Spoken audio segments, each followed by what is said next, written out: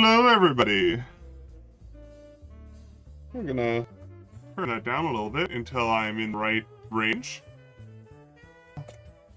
Welcome in. Hello. Welcome to our old friend with a new name again. Should have video. Hello. Theo, Rain, Grace. I know Carrot hopped in the car. Welcome in, everybody. Sandy, thanks for stopping by. Thanks for tolerating the tech issues. Running the troubleshooter. Apparently, I did not have the default audio device set. What that means, I don't know. Nothing changed. Extreme deep voice today. It's my voice. My voice is weird. Oh, come on, really? It means weird voice, apparently. Hopefully...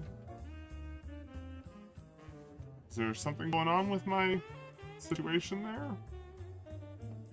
I sound 8 feet tall. Well, that's not good.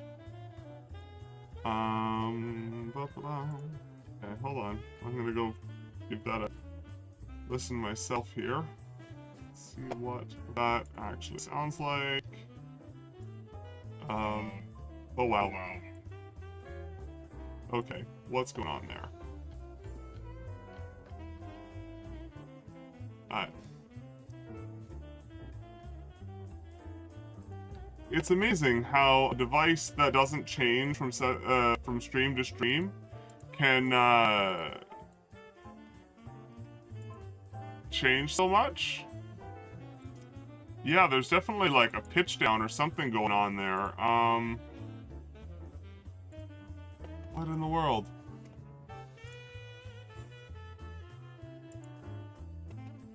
What in the absolute world is going on there? I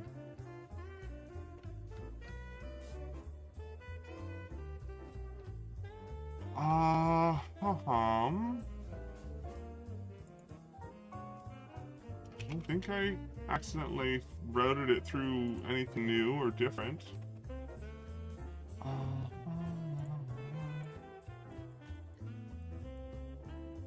Yeah, no, I popped open the thing. I know what I sound like. I just don't know why. Just don't mind it. Just have fun with it. I'm not recording a ransom video. So that should be fine. That should be okay. That's fine. I don't have anything on that front. Don't change it until we can hear deep voice Carrot. I don't know what is going on. It doesn't sound fine. It sounds like I'm calling from inside the house. Like, what is going on? I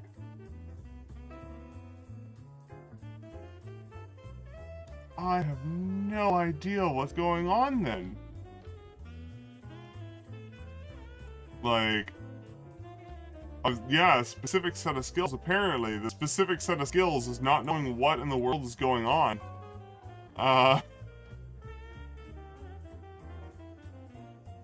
Yeah, it sounds like I've been drugged or about to drug somebody. Like, there's all sorts of jokes we can make here. I just don't know what's going on.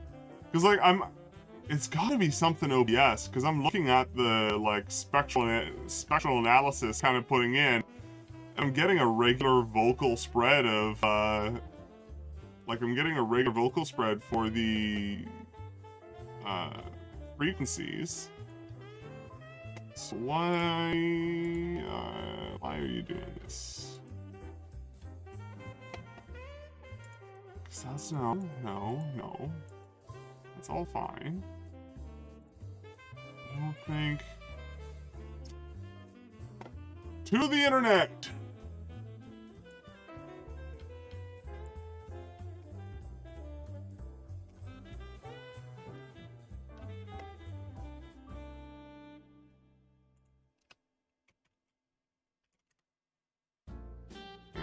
That's not. Da, da, da. Okay.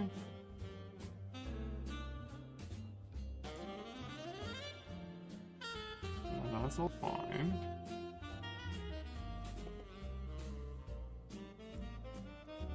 That shouldn't factor in.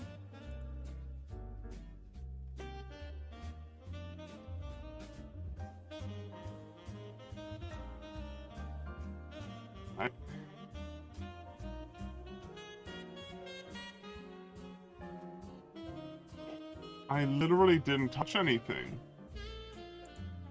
I literally changed nothing. What's going on?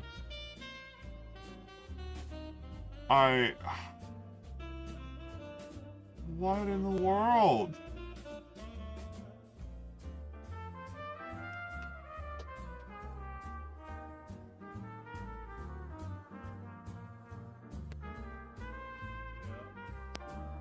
What's that? This is a problem that's new to me too. Like, it honestly sounds like it's being dropped through a pitch filter. And I don't know why. I'm also kind of curious because my mic is super peaky today. It's absolutely outrageously sensitive. I've turned down my gain a couple of times now, and it still keeps hitting my limiter. So I'm not sure what's going on with that. Let me try disabling these. See if that helps. Only thing missing is a Jazzy Redeem, right? Yeah, that, hopefully, that might be, no, that's still, sounds like I'm running through a voice changer. I'm more here because people said that they wanted to hear my voice through the crazy thing. Although all I can think of is just the fact that I started screaming with laughter when you said it sounds like you're calling from inside. I screamed in the car when I heard that. It was just fantastic. And you know, I kind of think that I've already got a fairly low voice for a woman, so all of a sudden it's like, oh no, it's a really big voice. Like, what is that? You know what it sounds like? It sounds like the host of Trivia Murder Party. That's what it sounds like! I sound like I'm the host for a Jackbox game. Why? Oh, hi, bud. Okay, you know what? You get deep voice, Toby. How about that? Come here, bud. Up. Hi, Tobes. Can you get Toby howling?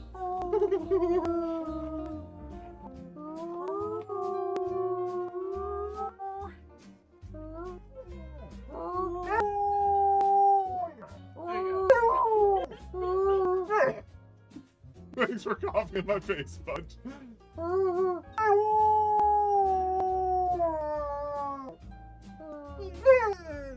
Did you have an okay day, buddy? Did you miss us? Did you miss us? I hope the shifted Toby was good for you. Hi. Hi, Yes. buddy. Here you go. Eagle. Here you go. Mwah.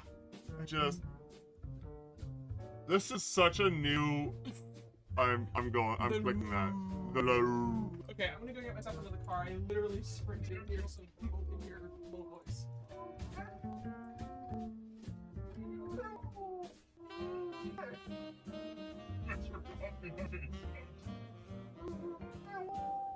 Funny thing is, Toby sounds basically normal. I don't understand. What in the world is going on?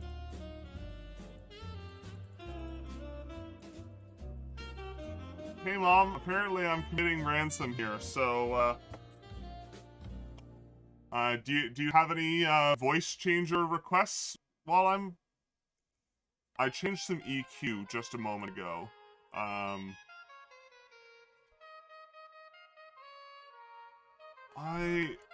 I don't want to accept. I'm gonna be doing some cut down half. My voice is weird, I know.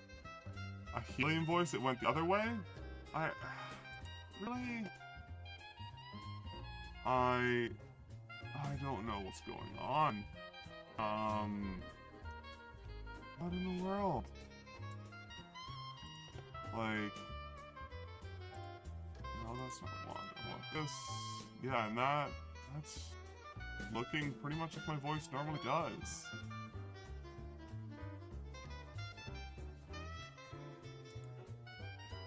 Like, why?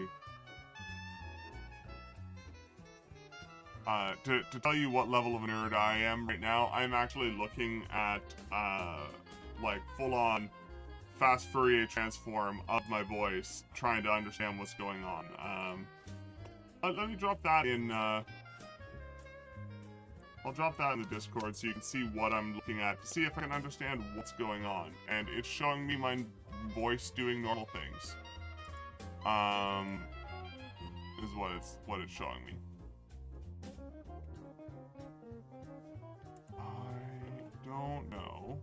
Let's turn that off and turn this up. Let's get my vocal volume back. Is that any better? Is that any different? Is that... Whoa! That was the worst kind of feedback.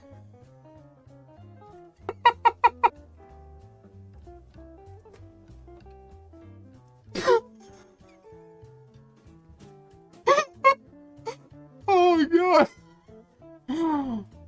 What was that? Oh god. Yeah, my voice is creepy. I don't know why. I'm trying to fix it. I really desperately am trying to fix it. Hello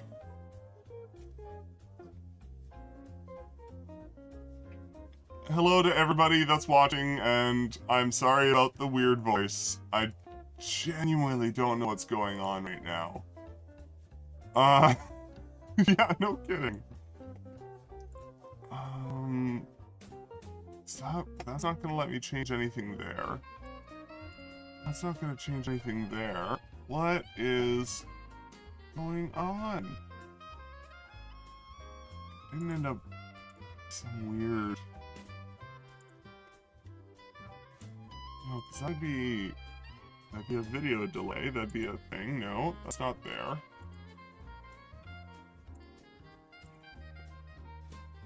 The call is coming in. Apparently we have a vocoder. I don't... New people will think this is my normal voice. I don't know what this is. How...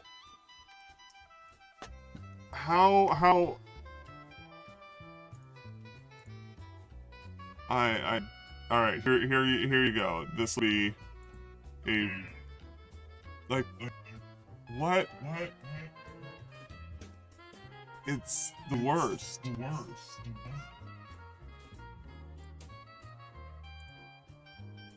Like... Just gonna mute my mic for a second.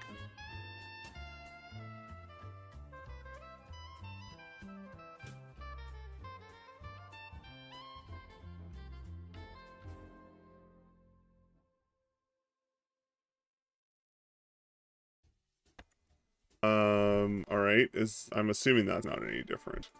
I doubt that did anything at all. Nothing? No. Okay. Let's try that. Okay. That's sort of ish better, but that's a band-aid more than anything. That's me putting a high-pass filter on the microphone to try and cut it, but that doesn't change the voice shift effect. I think you'll have to send it to one of the mods, Rain. I don't actually have the whole permit thing set up. It doesn't work. I haven't... It's not that I can't, it's just that I haven't taken the time. I don't immediately know how to do it, and I didn't do it, so... yeah, it's something I need to set up, but I haven't done yet. So you'll just have to either share it in the Discord, or you'll have to send it to a mod to have them post it. I apologize about that.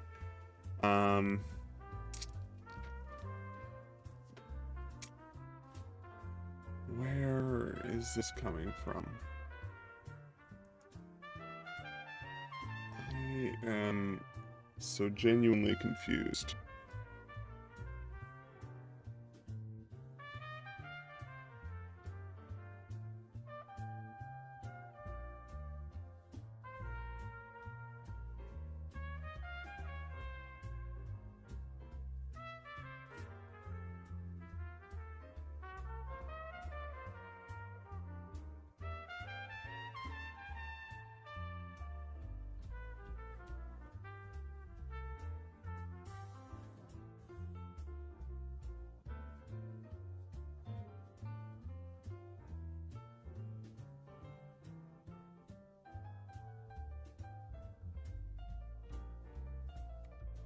This side's gonna be super quiet. I'm trying things right now. I'm just trying to see if things get better. Is this any better? I can't tell. Is that better?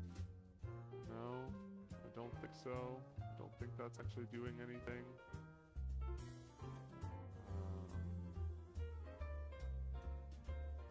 No, it's not. That's not doing anything different. Okay.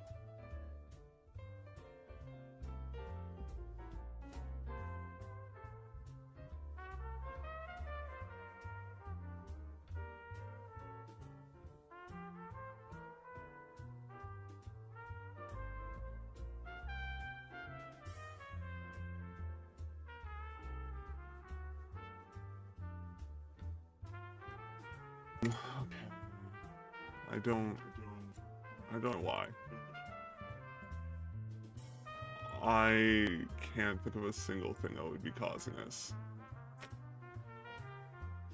I'm gonna try and turn off every single filter, process, thing or otherwise on this.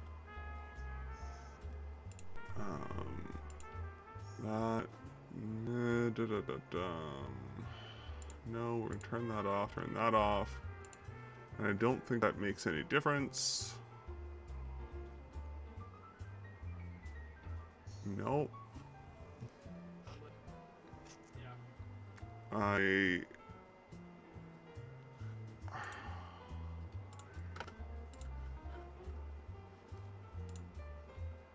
Well, let's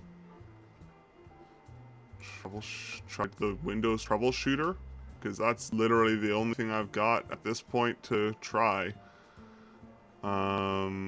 It couldn't identify the problem. Screw you. Okay, input device. That's fine. Like, it's gotta be a Windows thing, right? Like,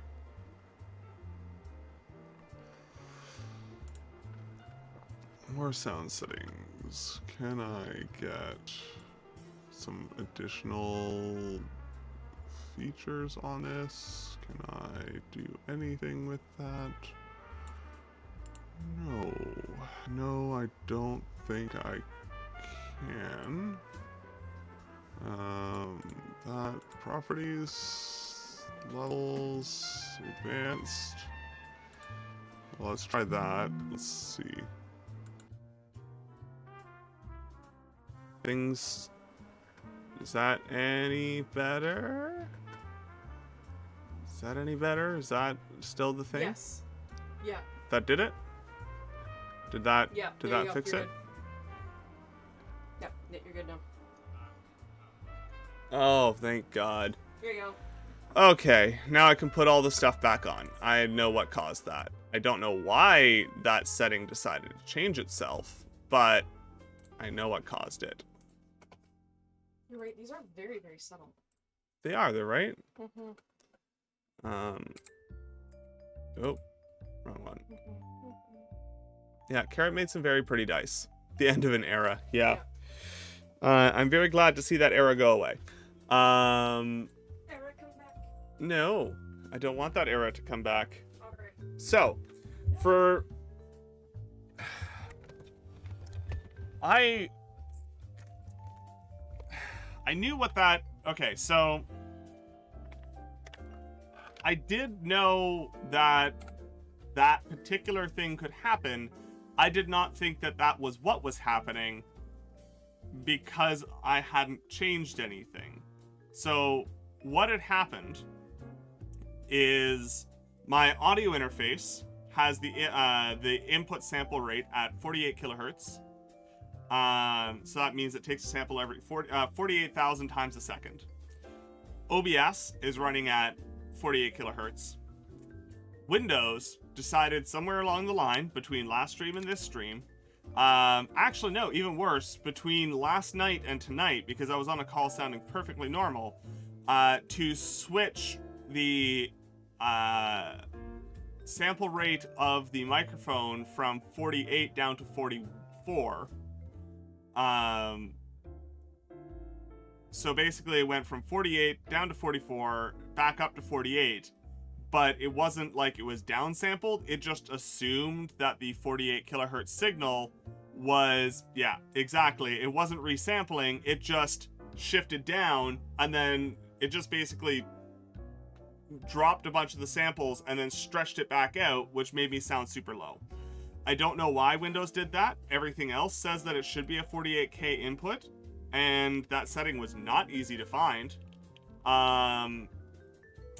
Yeah, that was a lovely way to spend the first however long, 20 minutes of stream, apparently. That's apparently what we do here, is fight against a microphone that is very nice and shouldn't give me problems.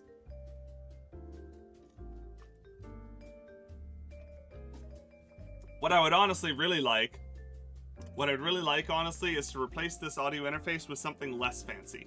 Because this is a lot more than I need. It is, like, legitimately, I could take this and bring it into, like, Danny's recording studio, the recording studio for Danny. I could legitimately walk this into Danny's basement and hook up every single instrument, microphone, synthesizer, and everything they have all right up to this, and still have tons and tons and tons of inputs left over. It is literally meant for studio sessions. I think it's got something like 72 inputs or something like that. Yeah, it's supposed to be a lot. And it is a lot, just not the right kind of a lot. As far as what we're printing today, it is a little bit something of a sneaky sneak. I'm just gonna double check something real quick. Looks like we're okay. I just had to double check the user list because I'll show you what's being printed right now, because I'm printing 2 more of something I printed earlier today. Oh, come on. Stop it. There you go. That is what's being printed today.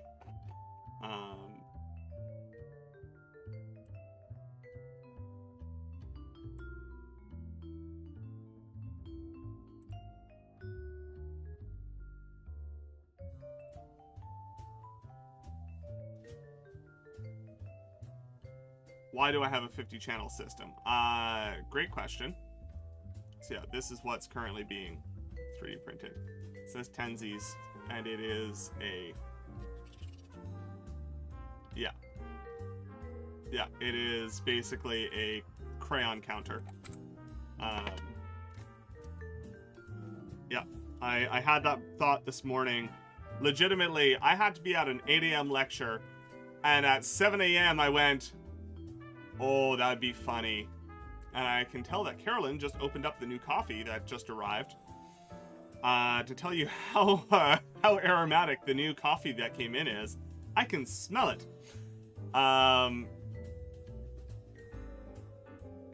Also, for Carolyn who's listening, I did reheat the coffee pot, but I never did actually drink the reheated coffee pot materials.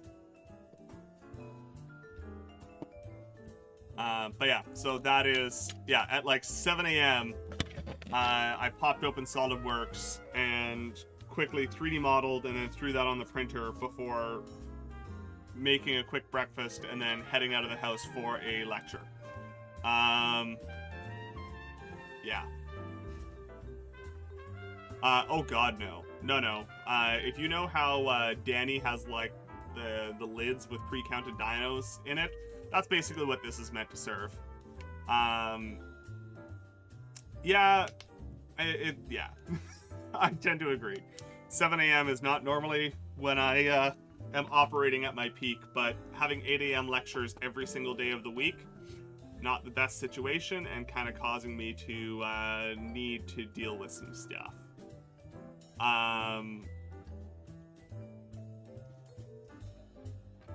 Oh, I know. It's just more the drink the reheated coffee pot material, right? I don't expect Brenda to make regular use of them. I think it's more the existence of them that's funny, and that's kind of the bigger part of it. Yeah. So, yeah, that's what's on the printer. But obviously, I don't want to advertise that around too much, because I don't want Brenda to know about it before it is time. You made your first lithophane today. Nice. I love making lithophanes so much. Filament lithophanes is tricky. It's really difficult to get them to come out really nice. Resin lithophanes are like cheating. They are the easiest thing that I could possibly make. But I do love just lithophanes in general, and doing them on used PLA came out very well, but I need to tweak it. Yeah, you gotta get your layer height in conjunction with the depths and thicknesses, and one of the big things that obviously can become an issue is support material. You know, if you, or not support material, sorry, infill, is if you make it too big, you might accidentally end up with an infilled lithophane, which doesn't really work. That's a whole thing. Nick, welcome in. You missed my serial killer voice, but, hi.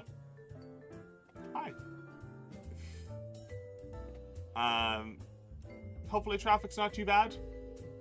Have a good evening, Deb. Use lithophane maker, printed vertical, and use 15% infill. Yeah, infill is probably going to cause you bigger problems, because obviously that's creating differences in depths and stuff. Yeah, honestly, there are so many guides on how to print lithophanes well using a filament printer. Like I said, honestly, at this point, I haven't done a filament lithophane since I got the resin. And the resin, I do them completely solid, and then just make them nice and thin. And they work really, really well. So, I also realized that apparently OBS didn't save my my scene changes from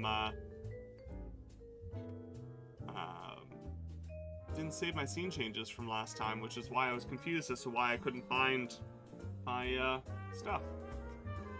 Odd. All sorts of nonsense going on today. Was this one I set up? Yeah, that one. All right. So we got our little video. We got our little blender. We're going to...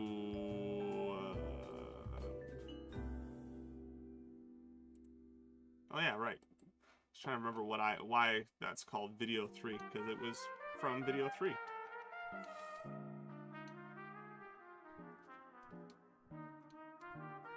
Yeah, that's the weird part, right? I'm not sure what's going on there. Go away. Let's make that a little thinner so I can actually see what I'm doing. All right. Yeah, this is Windows 11. I don't honestly hate Windows 11. One of the things I do quite like about it, I don't know if that picks up on the mic, but that little is the new Windows error sound, which is a lot more friendly than that that was from previous versions. Especially because a lot of modeling software... no, that will not be an edible bagel. No, it will not. What is that? Why is there a blue dot in the middle of my viewport? Okay, it's getting picked up by you as well. What is that?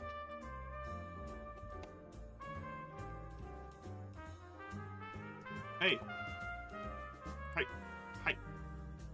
Meh. Meh. No.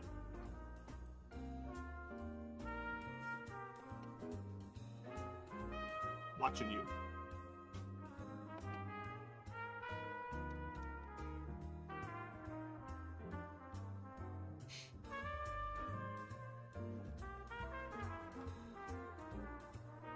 No, neither of you are allowed to. Neither of you.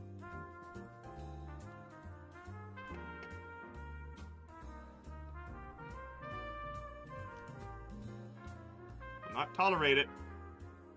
I have the buttons. I have all of the buttons.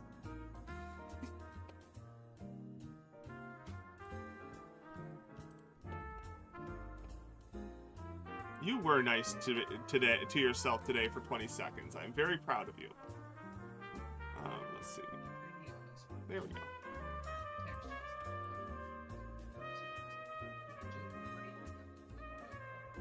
What if I'm the best?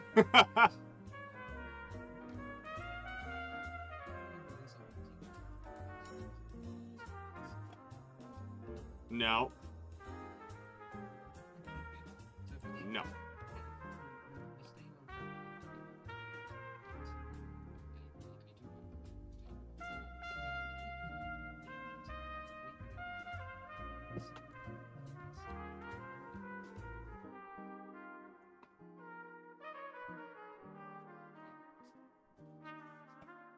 All right. Yeah. I'm going to delete anybody's messages that are self-deprecating. That is not acceptable. Because like this is worth talking about. The problem with self-deprecating humor and self-deprecating messaging and such of that nature is the problem with it is that even if you're saying it as a joke and you say it often enough and often enough and often enough, eventually your brain stops perceiving that as a joke and you start internalizing that belief, and self-deprecating humor becomes into self-deprecating thoughts, becomes a loss of self-worth, and it becomes a self-reinforcing cycle. So we don't accept that here. We don't. And it doesn't matter if you need to, like, we are always welcoming of our friends who are having a hard day, and that is always a thing. But we aren't going to deal with our friends, we aren't going to tolerate our friends putting themselves down.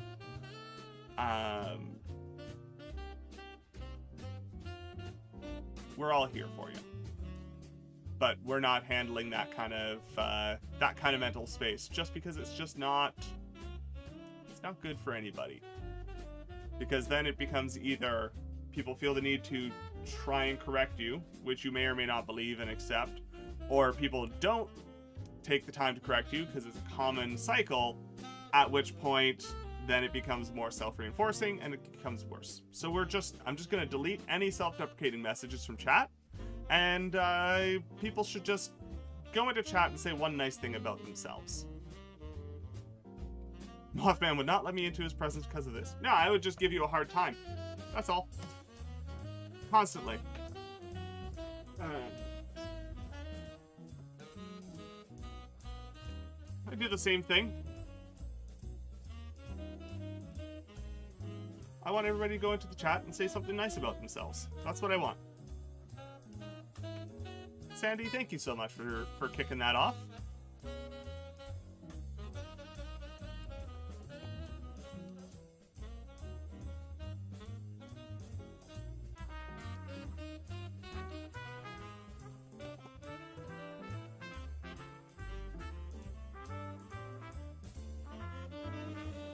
You are hilarious, Carrot.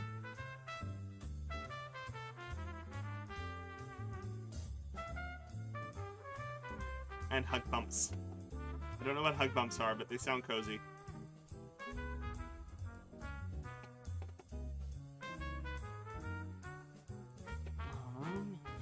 That.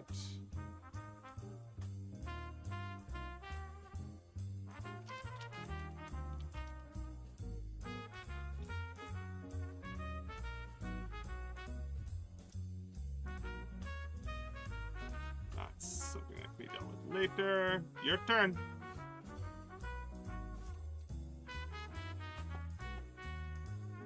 Say something nice about yourself.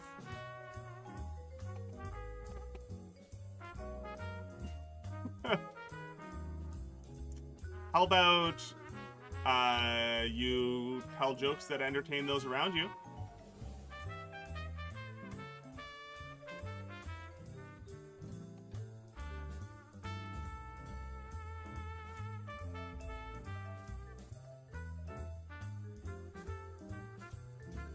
Waiting on you, Grace.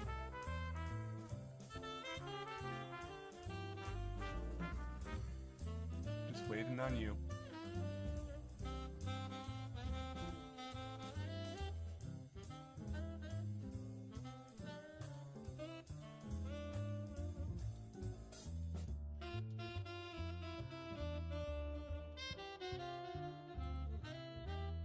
Try again.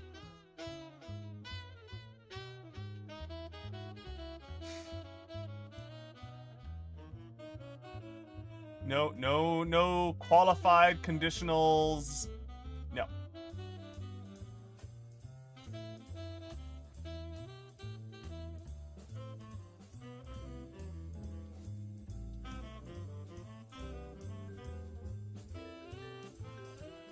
There we go. You can teach how to draw because you are a good drawer.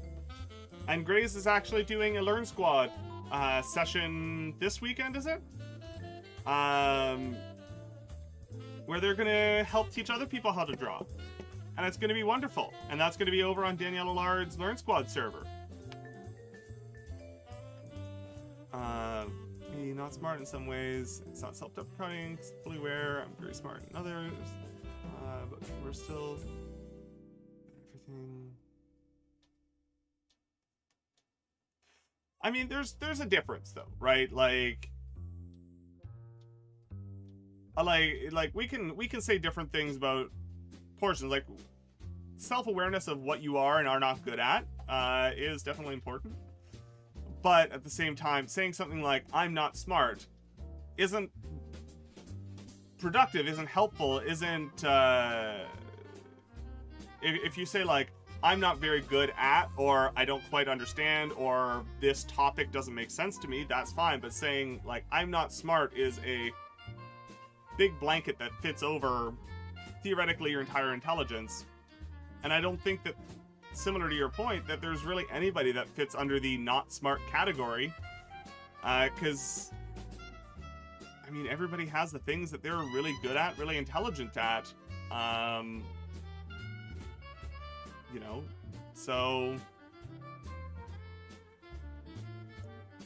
And there's also things that we, certain people kind of suck at and aren't super great. Like I know that like creative writing, for instance, like dialogue writing for me, really kind of rough.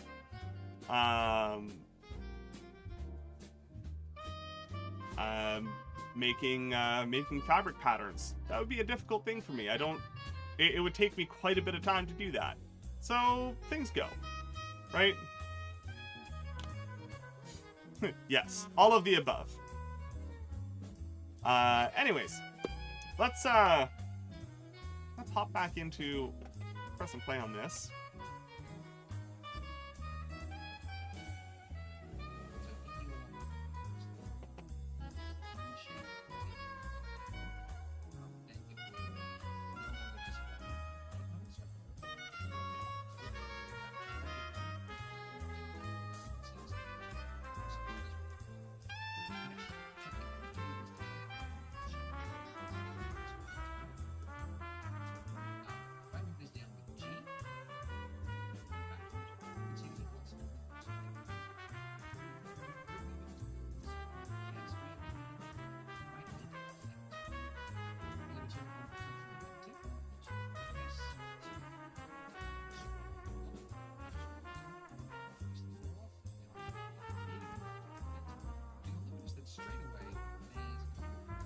Yeah, Rain, I agree with you. Didn't go well. Exactly.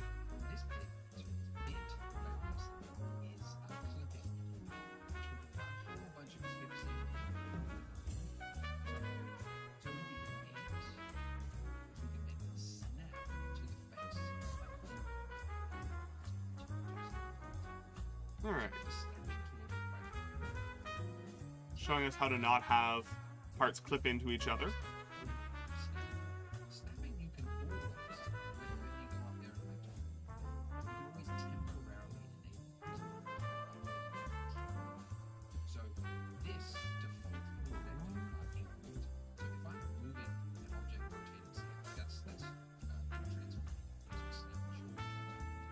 You fixed the apostrophe issue. Jeez, big brain.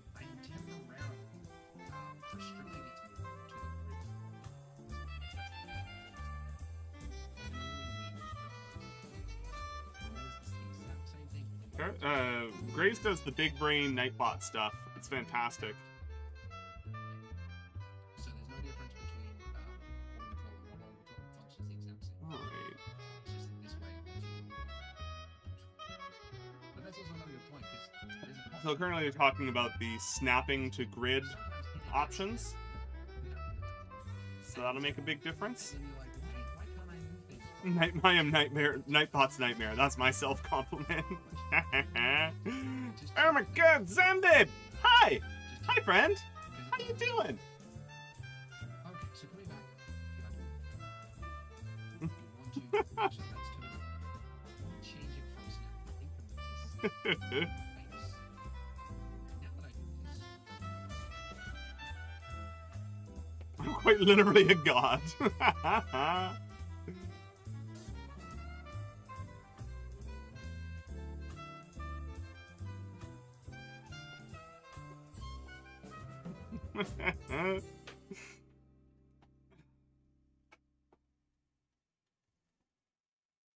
Oh.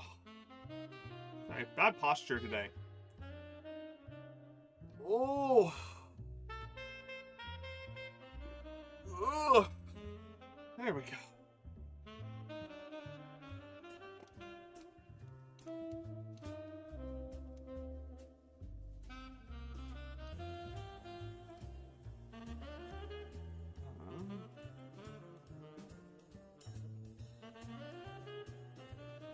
I don't know how Zan has managed to channel this level of self-confidence. Unparalleled. Doing a maze. Oh, hi, Rory. Have to go over here. That's right. What was the...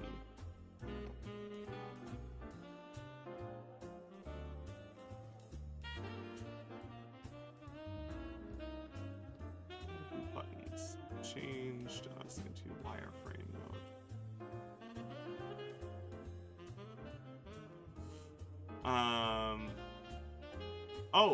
As far as, yeah. So with PEI sheet, glass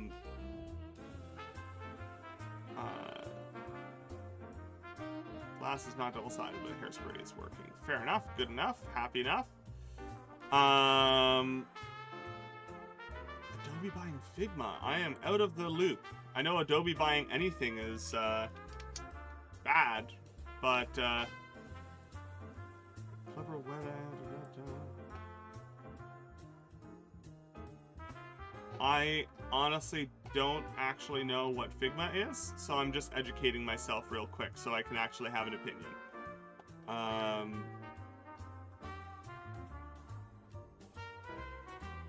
Okay, so some kind of Jamboard kind of vibe where you can drag and drop elements and make things. Lockup app, wireframe thing used for web and mobile apps. Fair enough. That's 20 billion. Jeez. Alright, let's just see here.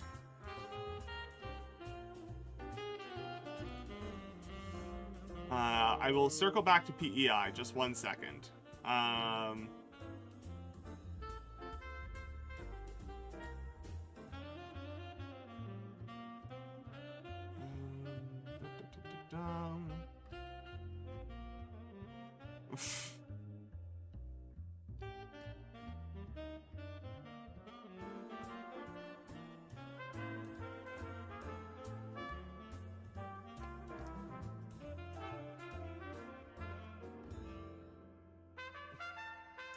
Am I having a fun time right now? I actually am.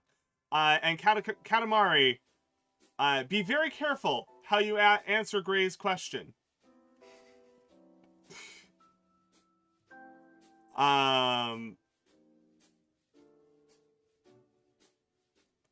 So real quick, PEI, that's what's on the 3D printer. Andrea, welcome in.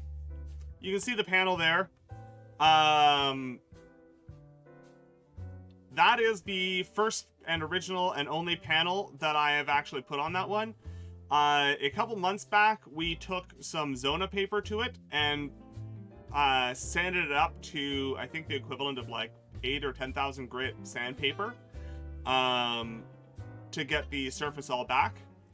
We got all the scuffs and scratches and gouges and everything out of it as much as possible, and then brought the surface nice and super smooth, and it's working fantastic again.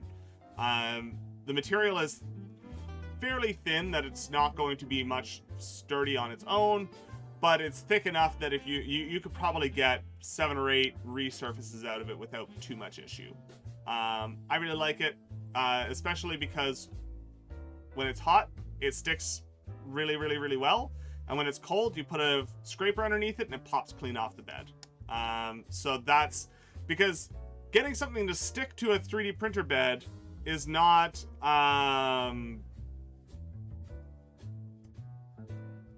the problem. Getting something to stick to your 3D printer bed and have it come off later is the problem.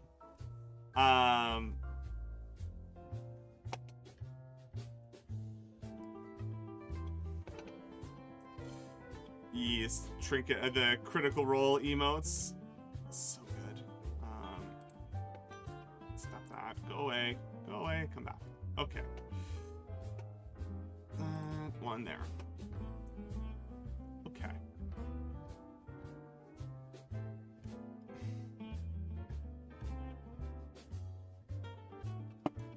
Alright. So, let's see what this guy has to say about actually snapping this to face. See, if I grab this edge, sorry, that point, you can see that part of it is this edge here, at this point, is now snapping to the face. But this part is not. So there, trying to say that too much. There is a function for this. Underneath snap to project individual elements. Project individual Which elements. explain Okay. anything. There's no way you would know this is the button to push. There's really no clue that that's what to do.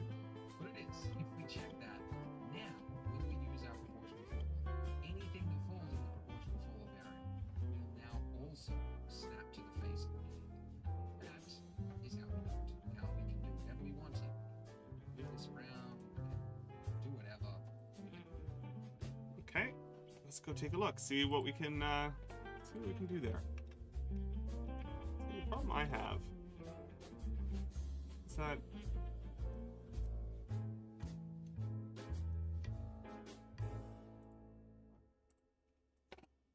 what I run into is that I don't know why when I flip over into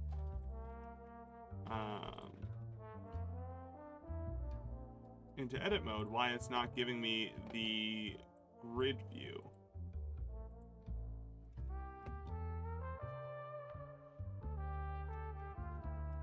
I should be able to see the mesh. And I don't know why. I don't know why it's not showing me the thing. Dermo, thank you so much for posting that. We did not have something like that. That is 100% going into top right. I'm not talking about like snapping my camera to a face. I'm talking about actually seeing the mesh. When I flip over into edit mode, it should show me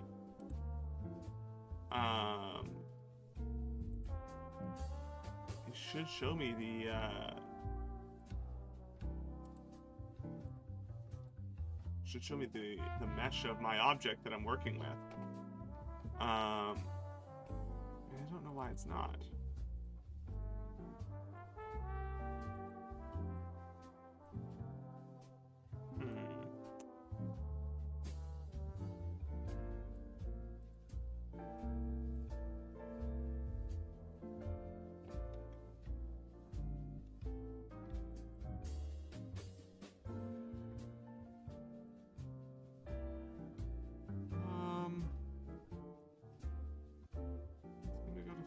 Projected individual elements. We'll keep doing the right thing. Look at that concentration, right? You should see me when I don't actually have a camera on me. Yeah,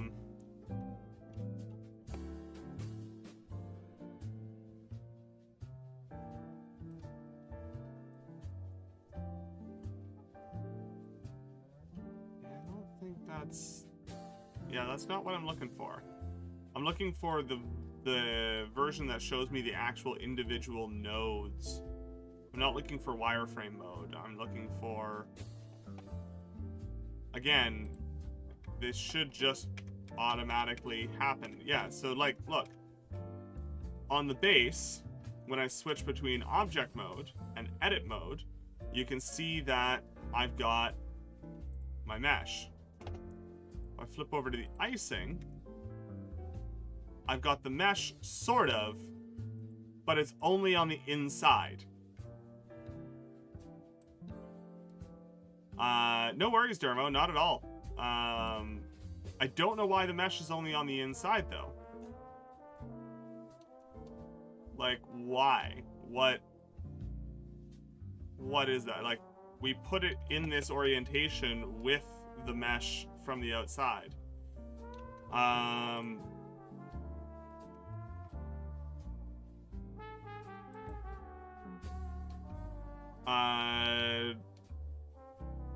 Need to know right now. Hide the solidify modifier? Maybe. Maybe?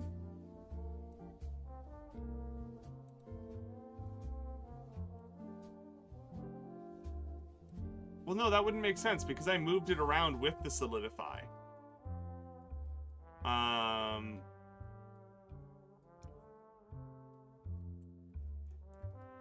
I love this game he's accidentally playing.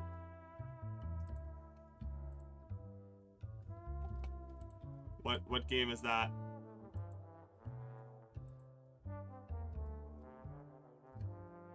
don't know what game I'm accidentally playing. Thanks for hanging out with us, Theo. Much appreciate you being here. I know we ditched the demon voice, but hopefully regular voice still served you well for the rest of the time you gotta hang out here.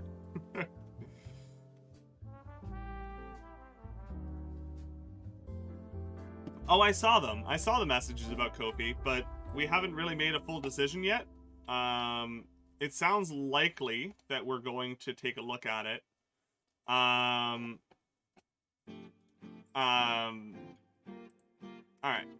Sure, let's talk about this. Carrot and I have been making a ton of dice. Carrot has been casting a lot more dice than me these days, because life. So calling them strictly moth rocks isn't necessarily the most accurate thing, because Carrot's making a massive amount of them. Carrot is also the one that's predominantly doing the sanding, inking, and polishing.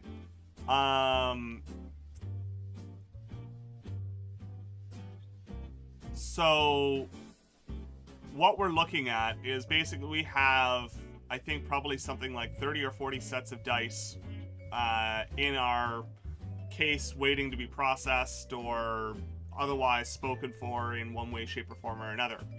Obviously, making dice isn't necessarily the cheapest thing or the lowest labor thing, and we've had a number of people asking us about whether or not we'd be interested in selling dice. So what we're contemplating doing, and I think we're likely going to explore, is setting up a one-time drop on Ko-fi. Take all the glamour shots, get everything all set up, finish some dice, and then basically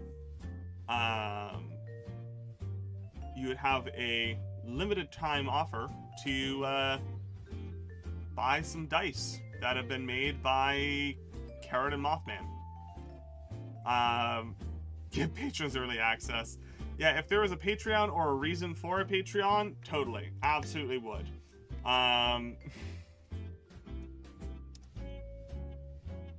There is not a Patreon, Captain. No, there is not. I don't have, and Carolyn and I have actually talked about that as well before, of like, with artists and musicians and this and that, there is just not really a situation where like a Patreon really makes sense, apart from like, I can't think of anything that I would actually set up as tier rewards for Patreon or for anything of that nature. Like, because like the obvious stuff that comes to mind is things like circuit diagrams, STLs, wiring diagrams, all that kind of stuff. I already am pretty happy with all of that kind of stuff, and I mean, it's not like we're a super crazy big channel or anything.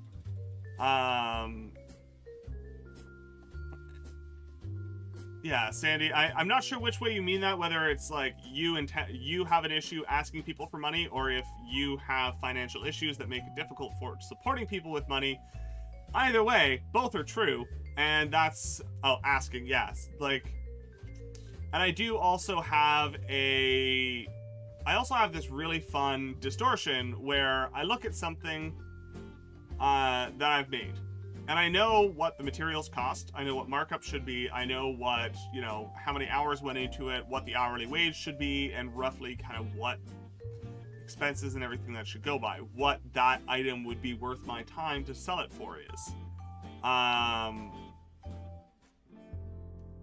The weird thing that I have is I look at something handmade and I go, I could make that.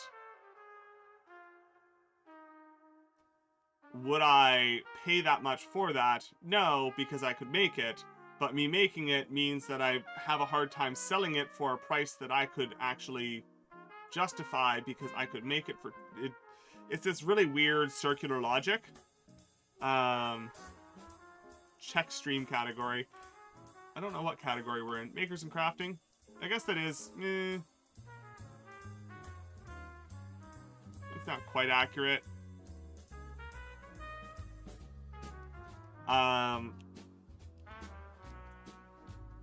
Yeah, so, I don't know. We're looking into it. We're going to explore it. It is not going to be immediate. We have a ton of dice that need sanding, inking, polishing. We also would then have to go through and do photography for all of it, all that kind of stuff. So there is a lot of labor in the interim.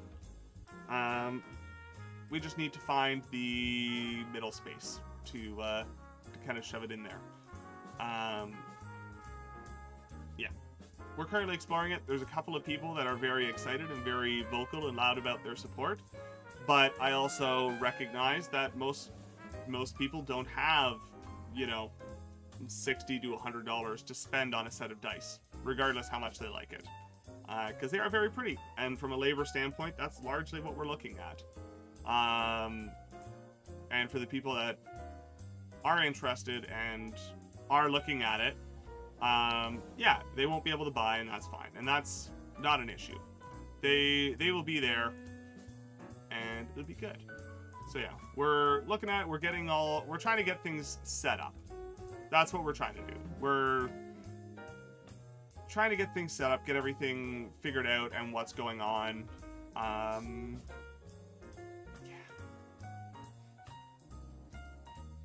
Like, we like sending people dice.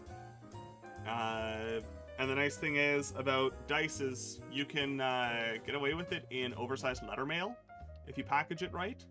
So that's also a nice bonus. You'll sell my dices? Okay. I think Carrot with the marketing degree is probably the person I'm going to lean on for the marketing program. But yeah, they're made of resin.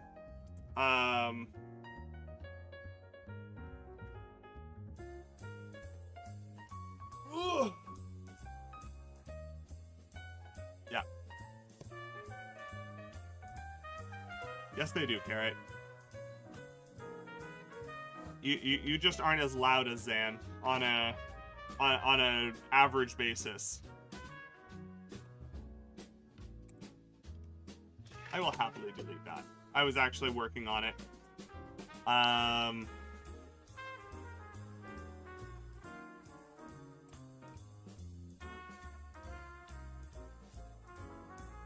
I clicking that button doesn't take any effort out of my day.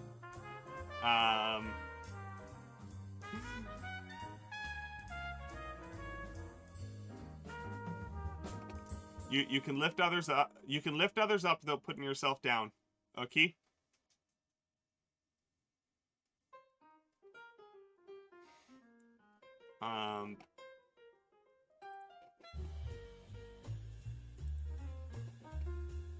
Alright, so why...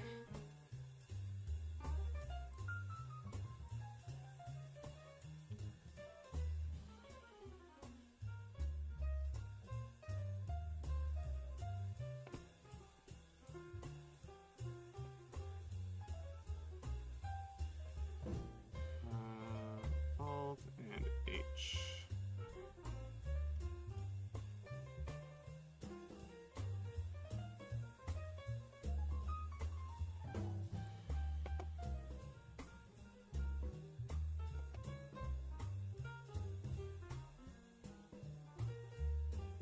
It's funny, a few days after I won the giveaway and gave it away again, I thought maybe I should try D&D once. I've been enjoying watching it lately, but I guess I would use digital dice anyways. I mean, I think we're rapidly approaching the statute of limitations on Katamari getting us the information required to make them a set of dice. So, you know, we might have to re-roll that giveaway sometime soon. Because I think we're up to 10 plus reminders at this point on having Katamari reach out with all that detail. So, you know, we might just revert back to the original winner.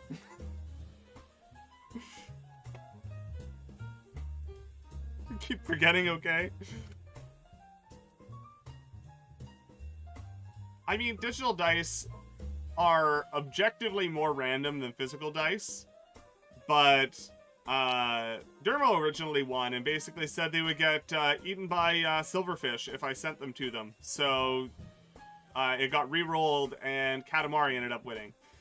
Yeah.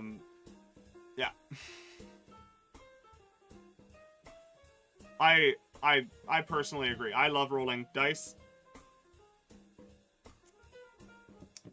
And yeah, I like rolling dice. I like the physical portion of it. Yeah.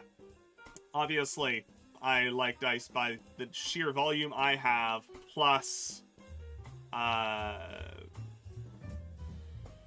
you know, the fact that we decided to start making them. Because, you know, wanted more dice and couldn't really afford shooting bones, if you will. What I'm actually, you know what? Let's take 2 seconds and be very excited about something. These ones are doing super shit.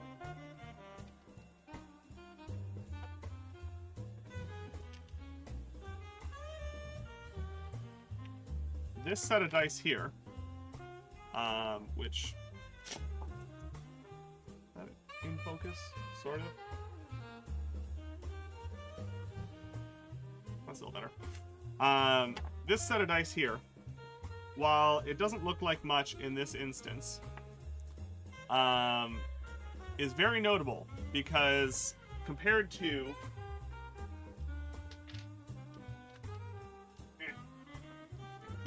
say, this set here, one thing you will notice is they are different. Because the, well, however you did it, Dermo, Nightbot clocked you and added you in.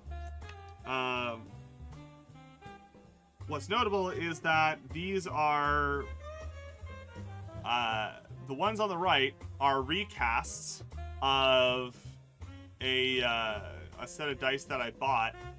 The ones on the left are custom designed and 3D printed by me. So, hey Tech, welcome in. Welcome back, how you doing? And notably, I'll grab the D20.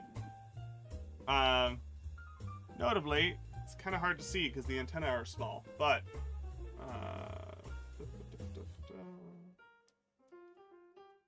there's our little moth instead of the D20. So,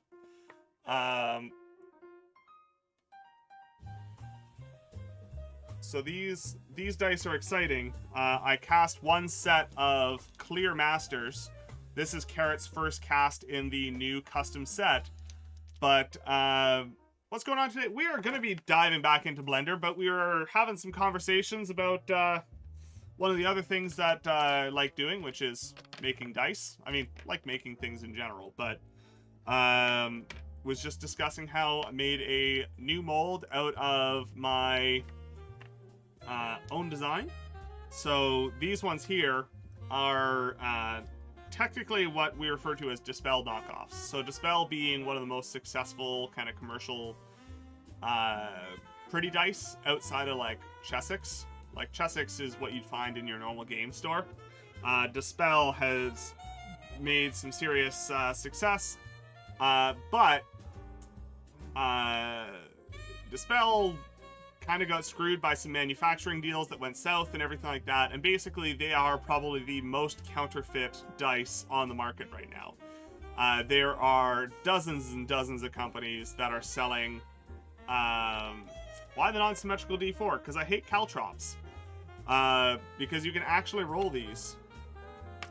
You can actually roll these rather than having the weird pyramid that refuses to do anything. So it's a teardrop D4 instead of a,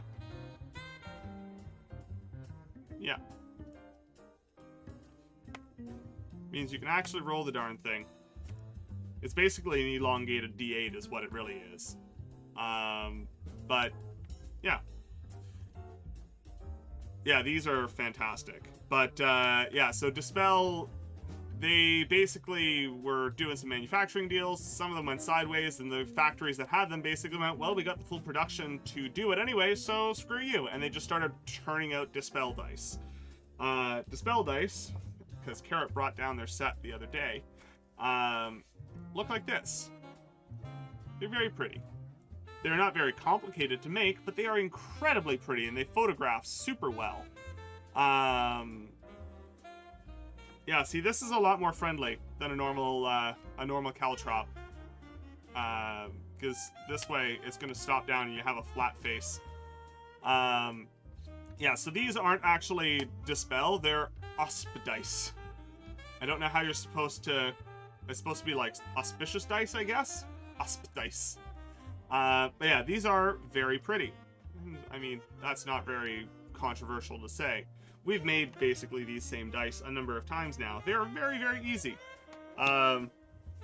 Literally, it's just a small piece of this stuff and 2 colors. That's it. But I recast these. So technically speaking, we do fall into some weird legal kind of category for these dice, because we don't actually own the trademark, copyright, whatever, to this specific geometry and typeface and on and on and on. This set, however, is made using an open source typeface that is valid for commercial use. I created them using an open source commercial use dice making software. It's really lovely. So these are fully custom. These are as I set them up. And we have the full, how much better would the elongated D4s roll if you rounded the edges of the D4s? So you'll find most custom dice makers like sharp edges, and myself included in that. Partially because the sharp edges just look really great, because it does kind of help indicate that handmade portion. Because like Chessex dice, for instance, are all rounded off because they get vibratory sanded. You can't really maintain sharp edges in that. Secondly, we are lazy and don't want to sand more than we have to. So if we can sand just one face, it's going to produce sharp edges where we haven't sanded. And if the whole dice is all sharp edged, then it's good. But yeah, these will actually roll. Versus if anybody isn't familiar, a normal D4 is just that, basically. And it's really notable on how terrible D4s are that people can't actually decide which orientation they want to paint the numbers on them, and it's a mess. Not my favorite. Basically, the first shape that's easiest to make for them to do that. So yeah, these are fully ours. These ones here, there's some weird edge case stuff. Realistically, we could probably sell this mold for a decade and never catch trouble. But if the right person at the wrong time saw the wrong photo, they could theoretically come after us for using this mold. The reality of it is the fact that there are, between commercials, resellers, and then dice makers that have literally just remolded them and are printing them, or that they designed their own version that's just almost there. Realistically, this is a safe mold to kind of go after, because you are just so below anybody's notice that would actually care. And they would also have to, like, prove that you didn't design it yourself, because it's a fairly nondescript font. It's not like it's a super out there or anything. So yeah, that's all part of it. But yeah, this is largely what we have already cast, because this is the second set to ever come out of the mold. What we ran into is 3D printer resin is photo cure, which is not compatible with platinum cure silicone. So making the mold was a real nightmare. But was able to make it happen recently and all that.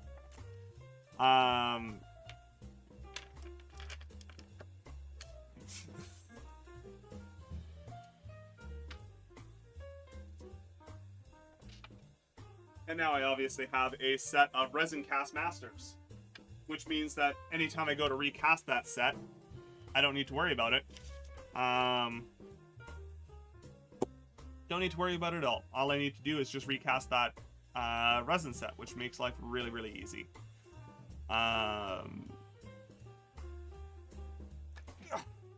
So much drama in the chat. Alright, we're back to trying to figure out what's going on. More than likely, yes, you probably hit that key. Nope, I did not hit that key. Whoop. Uh-oh. Nope, we're good. Oh, I saw what happened.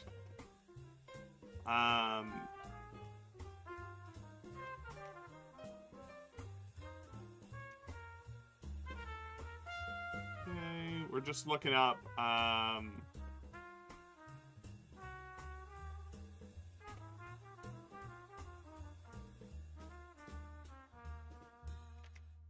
overlays turned off.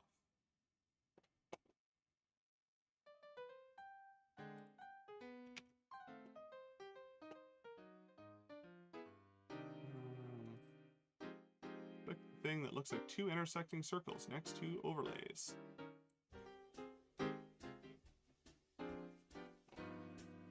Nope, we have that.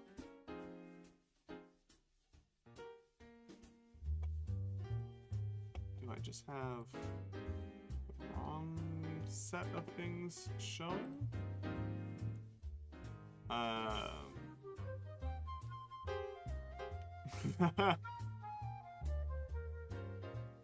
Yeah, but the problem is last session we were working on it, I was able to poke and move it around, I want to say. What was the last thing we did solidify? I don't remember. But I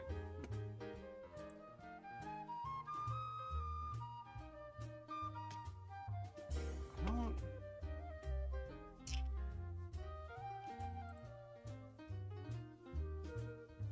The problem is the Blender video I'm following didn't have this issue. So it's clearly something I clicked or did not click that should be working. Because, like, this is the thing that's annoying, is you can see when I hide the base, the bottom is all populated. It's all happy.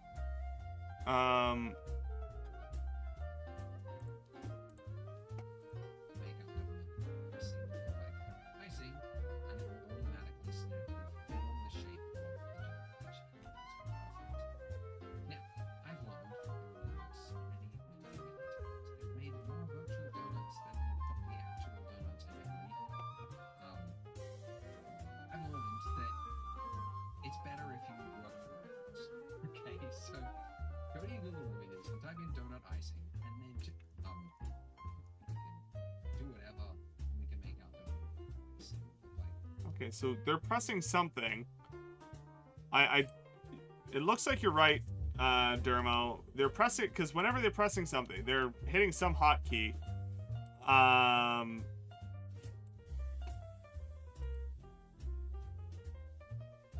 Oh, that's the difference.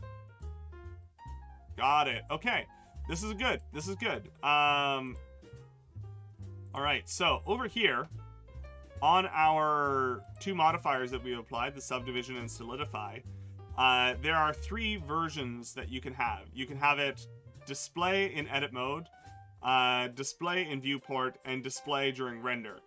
If you turn off display in edit mode, so when you flip between object mode and edit mode, it basically turns off the solidify.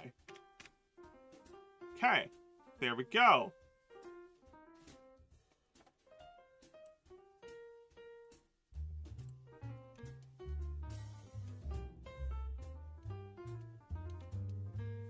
Okay, so now I need to turn on snapping, and then we wanted turning on proportional editing, which was that one, and that should have, whoop, I did not, nope.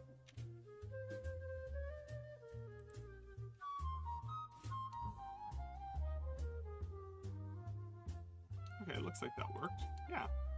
Hey, there we go. That worked.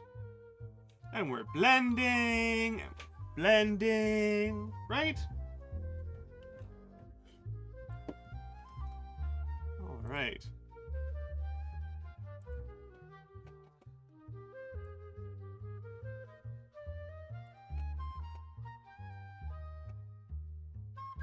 Okay, we're gonna do that.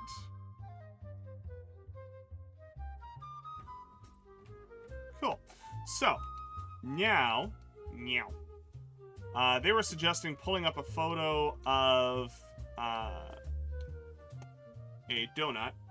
And actually, I have a reason to download a piece of software that I really quite like, and I don't use very often.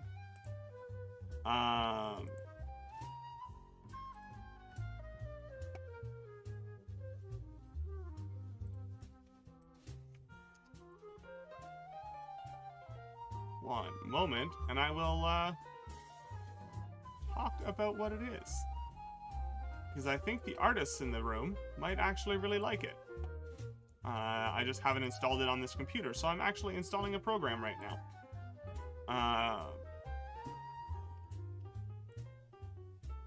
Alright. So, what it is a piece of software called PureRef. obviously not going to be Photoshop. No, you are completely right in that. Let me change a window here. Yeah, I imagine that Grays probably is aware of it.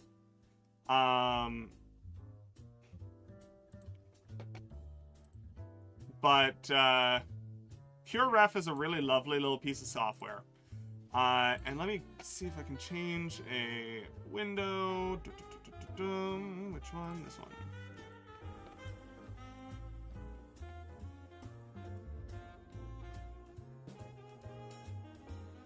Wow, that thing came into... What cursed nonsense is this? Hold on.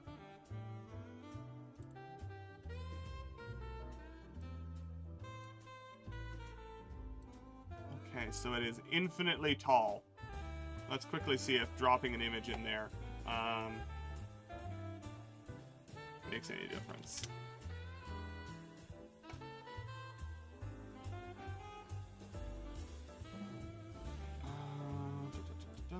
Yeah, let's grab that one.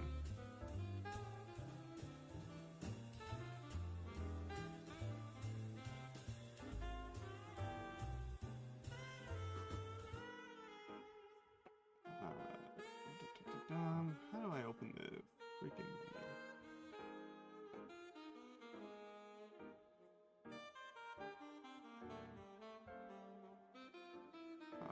One moment, please.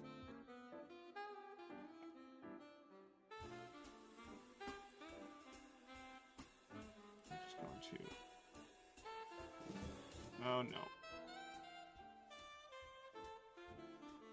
We're just moving a picture of a donut around right now. And I see that OBS just has no idea what to do with this piece of software.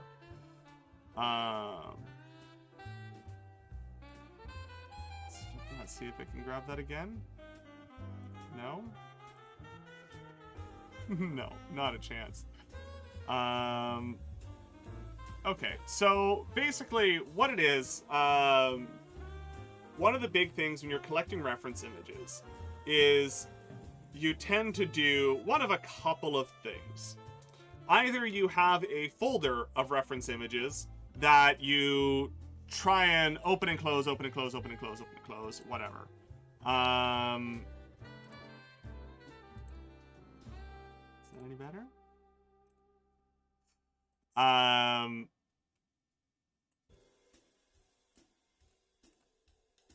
Window, resize the selection. Let's do that. Oop. So I mean, it seems like it's just specifically the way the application works and the way the OBS capture works. I don't think it likes it very much. Let's shove that up there. Let's see, maybe if I can grab a different kind of capture, maybe. Maybe game capture. Maybe that'll work.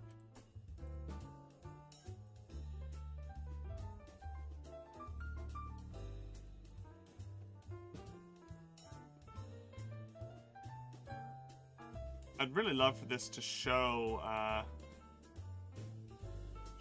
but apparently not. All right, well, you're just gonna have to take my word for it, unless I wanted to do a full. You know what? Screw it. For a limited time only. I'm going to grab my other display. All right, so currently, this is my second monitor. So I'm going to show you what we're looking at. So PureRef is a really lovely little piece of software, which basically is this kind of resizable canvas that you can position and move around your references images in. And you can just kind of grab photos from whatever, drag them up and in, and resize and shuffle around. Normally they don't come in this freaking big. I don't know why they are.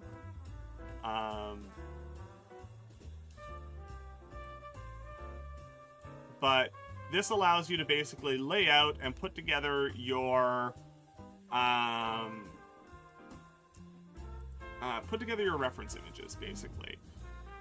So I can grab, copy, paste. You can load files in from your from your hard drive. But generally speaking, this software doesn't really care where you got your images from. And it lets you just kind of layer, arrange, move them around. It's going to pull whatever image you used most recently to the top. So if you're kind of done with something, you can cover it up. And the nice thing is it's such a minimal interface that it can kind of fit just about anywhere on your computer without being super intrusive. It's really nice if you are pulling together some kind of weird scene. I found this is really useful when I am working on more complicated engineering projects and being able to pull up a couple of drawings in different views or something like that. I find that to be useful because basically if it's any kind of image, it can load it up, and it's got a very clean interface, so you're not trying to mess around. It's hilariously simple, but I quite like it. It is based on a pay what you want model. So drop that there. I think it suggests the price at like $20 odd or whatever. If you just hit custom amount and put 0, it will let you download for free. If/when you can afford it and find value in it, great. Go back, give them some money. All right, so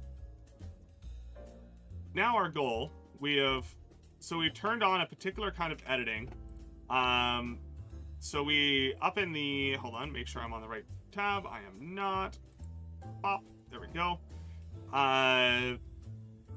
So the big thing they were talking about was if I grabbed a point and moved it, you can see that mesh gets pulled underneath my base model.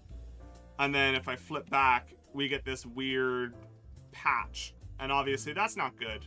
The donut sticking out through the icing, not good. So what you can do is you can come up to your magnet tools and turn on face and project individual element settings, and then turn on that snapping tool. And it allows you to use your proportional editing, and all your vertices will actually snap to the lower face so that you can do what you need to without having to fix the entire freaking thing. So let's do this.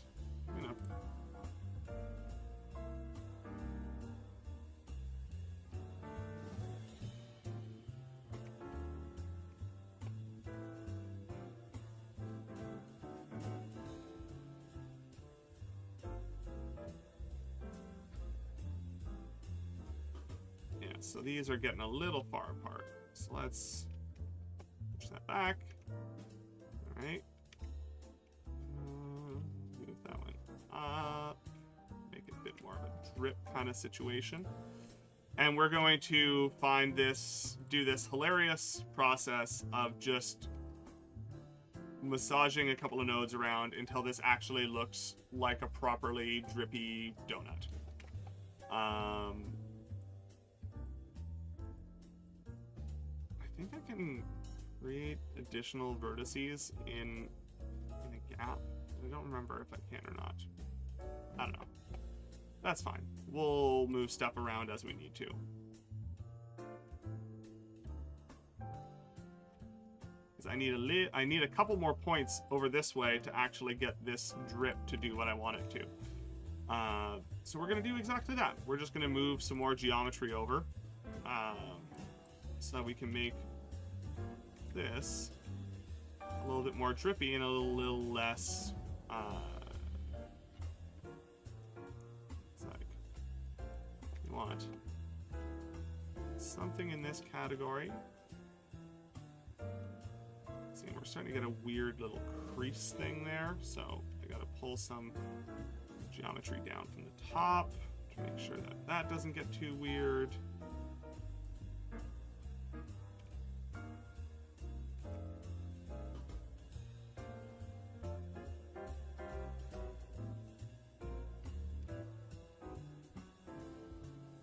There we go.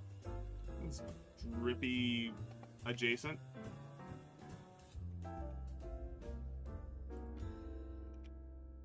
And this is nice because we can basically just flip between editing modes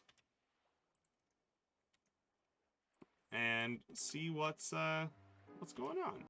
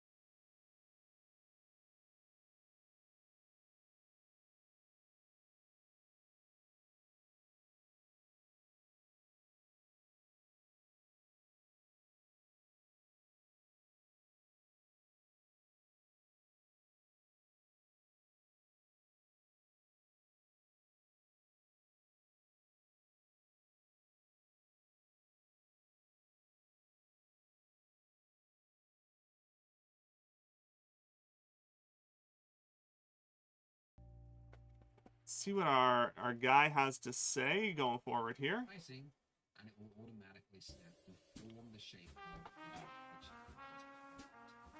now I want something that you like. Okay, we might, and then I'm going to show you how to bring this in. So you get those little arrows there, so triple or horizontal. So we've now got two windows. Another way to do it is to go into it. It will now split. That used to be like all as you do. Now I want to start to model some. Okay, I don't care about how they're bringing in reference images. That's one. 2.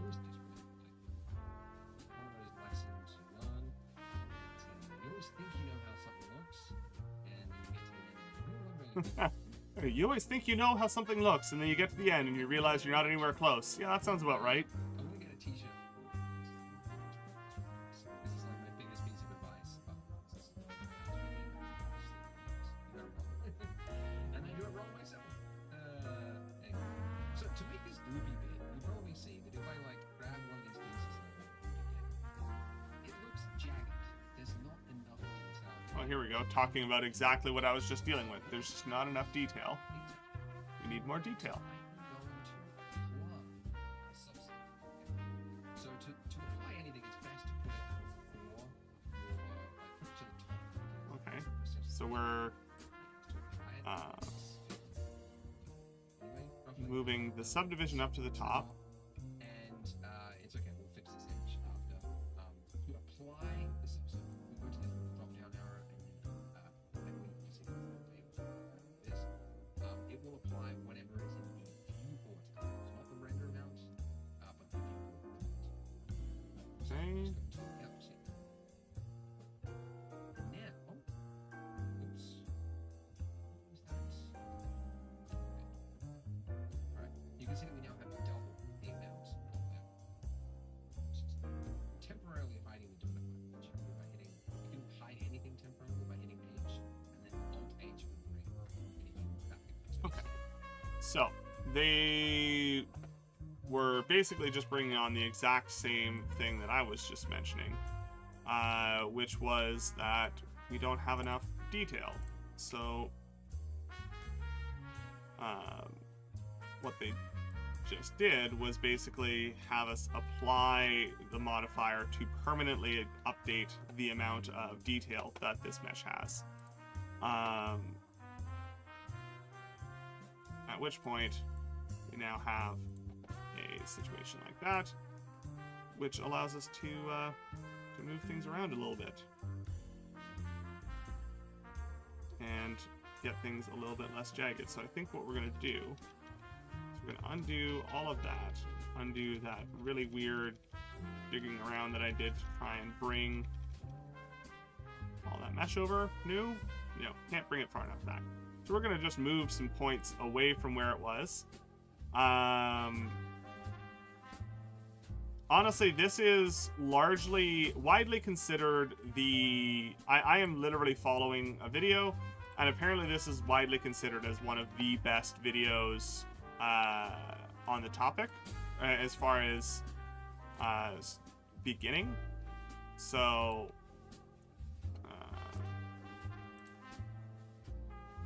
let me just get the generic link for the whole playlist and do this again.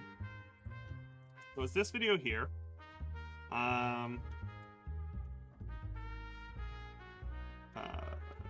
Let's do this.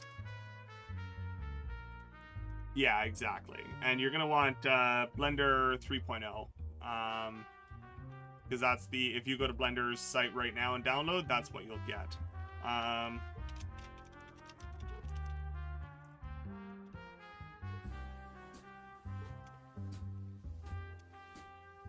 There we go. Now I have a donut command. And I don't need to remember to grab that link whenever I need it. All right. Want to modify some Mickey ears, so this is probably the way to do it. Yeah, so one of the big reasons why I like this software and why I had it before really learning a lot about how to do it is even if you don't know a ton, because Blender is a frighteningly complicated piece of software. You can still make modifications to existing 3D models. So especially if you 3D print, for instance, you'll very rapidly find that it is incredibly difficult to modify STLs, especially if you want to modify them in any level of precision. And Blender won't help you modify with levels of precision that I would kind of expect for like an engineering application. But if you've got something where the geometry just doesn't quite fit what you're looking for, or you have something where you have the geometry just not in the space that you want it to, you can Blender did step it up, actually. Somebody built a parametric modeling add-in for Blender that I haven't looked at yet. But otherwise, welcome in, Turk. How you doing this evening? Yeah, somebody built a parametric modeling thing, so you can model in it like you would any other commercial 3D modeling package like SolidWorks or whatever. I know I'm going to have to rapidly grapple with what I'm going to do about SolidWorks, because currently I've been using a student version, and that's fine, no problems, but my student version expires, I think, in July. Because obviously, well, my student version best well expire in July. I've tried FreeCAD. I found it kind of sucked. Maybe it's gotten a lot better in recent years. I think the last time I tried it was about 3 or 4 years ago. It just felt real clunky. It felt like a step up from SketchUp, but that's about... It didn't feel like a proper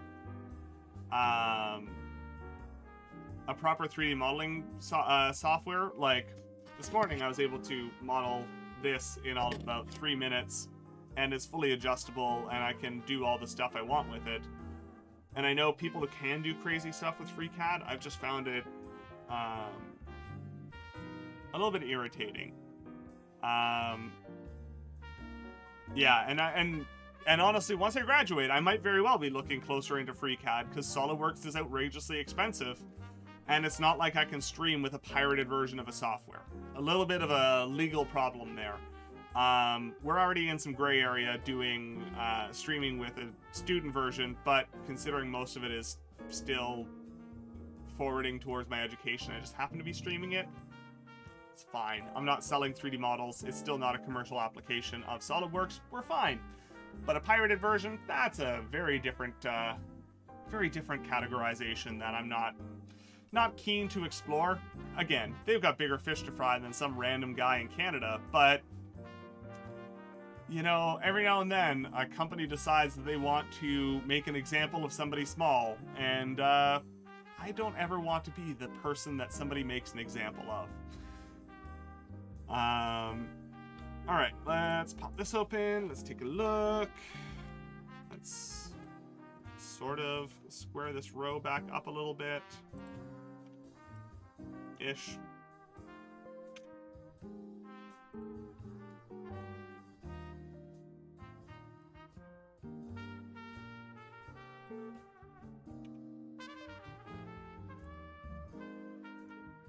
I'm just gonna move this around a little bit so it doesn't look so weird.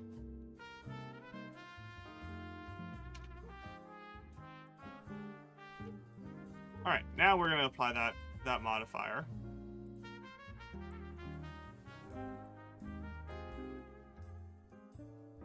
Okay, there. Is there a reason why that won't let me? Oh, probably because I'm in the wrong mode. Yep. There we go. Yeah, and I know Fusion 360 was really popular, and then they changed their sales model and alienated a large portion of their user base. So that's always nice.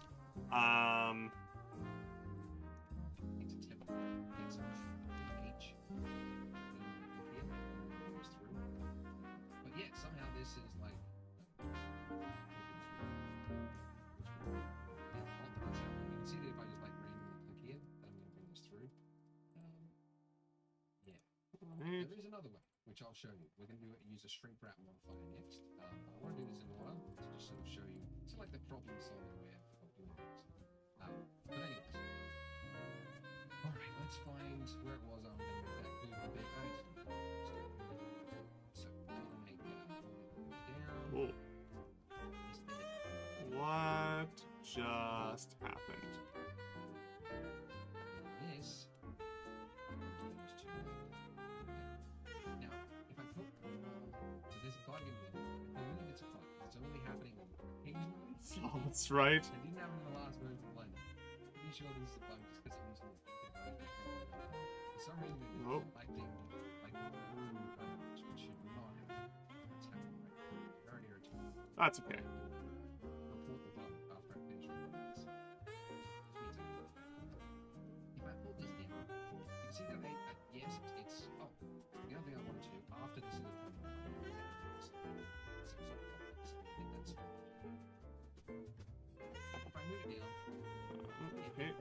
add another subsurface modifier. Like as far as you can, but at a certain point you need extra mesh. Smoothing things. Okay. So we're gonna see what they're talking. So if I select the bottom mesh, say it's 4 You can extrude part of the mesh. Okay. Extrude, so I now get extra face. You had a similar problem. Because this is turbo motion, so automatically snap to the face that I make it. And I don't do it again. Let's just make an extra. Ew. Extra face. And I hit E. That looks. Alright, let's go explore that. So they were just talking about how you can grab a portion of your mesh, say these pieces here, hit E, and then just drag out additional geometry. Look at that. Well then, isn't that something?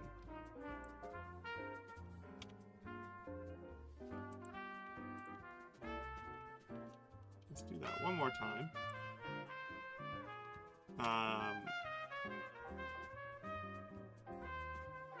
Was it just because the proportional editing thing was too big? What was the deal?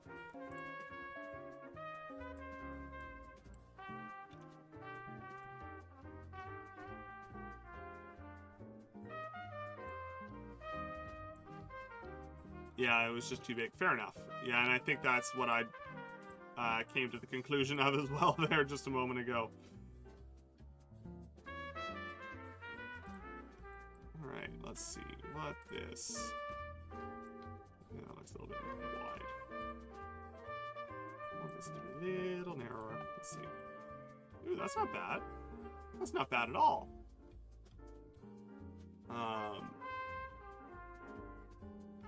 Alright. Cool. And because of all the other settings we did, that follows the surface, which would be an absolute... Honestly, trying to get shapes to follow surfaces in a normal, like, parametric CAD software is a freaking nightmare. Alright,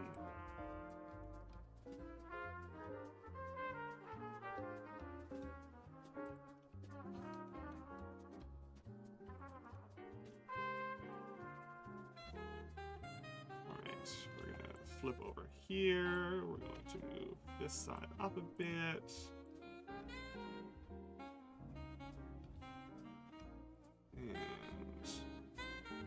And because generally looking at it, you're going to end up with one side that's a little bit more iced than the other because of the way it gets dripped.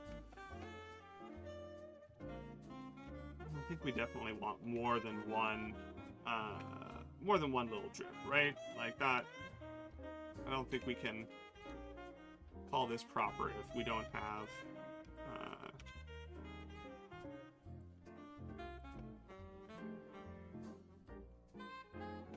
enough geometry to do this. Saw the follow surface first in 2D mode where you can draw on any surface. Makes it so much easier.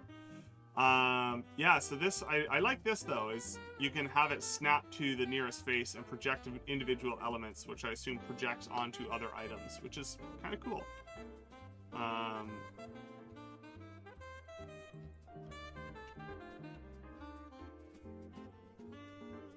Like, thinking about trying to do something like this over in SolidWorks, oof. That would be a real rough time, I can tell you that right now.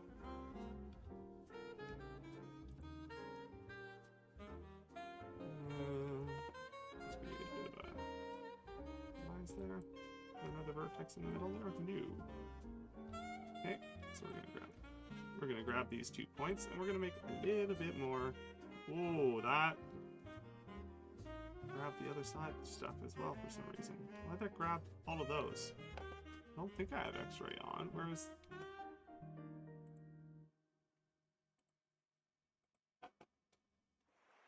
Oh, why are you doing that? Drawing mode, not 2D mode.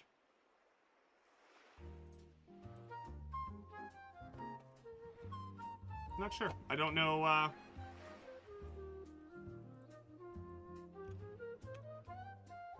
Yeah, what's going on? Why am I grabbing that stuff back there? I shouldn't be.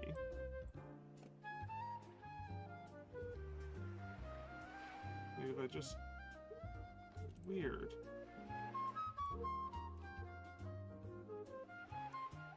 That's really weird.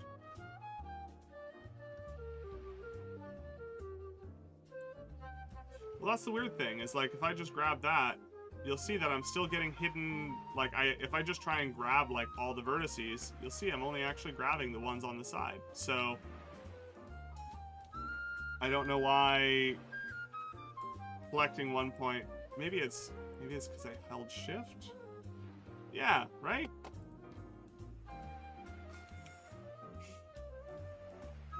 Freaking thing.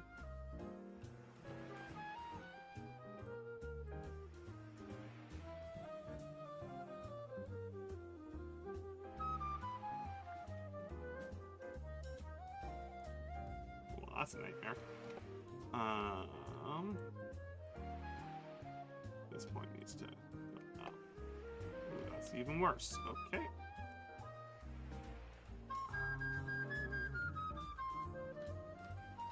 Oh, hold on. Why is that one? Oh, there's some weird tangle stuff going on there. Hold on. I think I grabbed 2 vertices that have a weird relationship.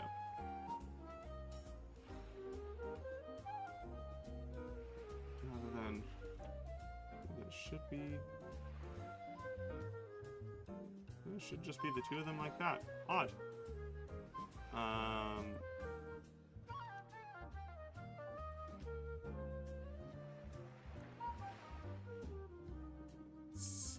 It's not shift, but it is just because it's on the edge of the mesh, so... Oh, yes, that's a really great point, because of course, it was my camera angle. If I'm here, and I select that, it's selecting behind, because the base isn't actually blocking what's going on. Vertices has updated the relationship status to it's complicated. You always knew it was a saucy day in Facebook land whenever somebody did that, eh? Yeah, so I forgot that the base isn't actually blocking anything and is a completely independent element. So, yeah, that's a thing.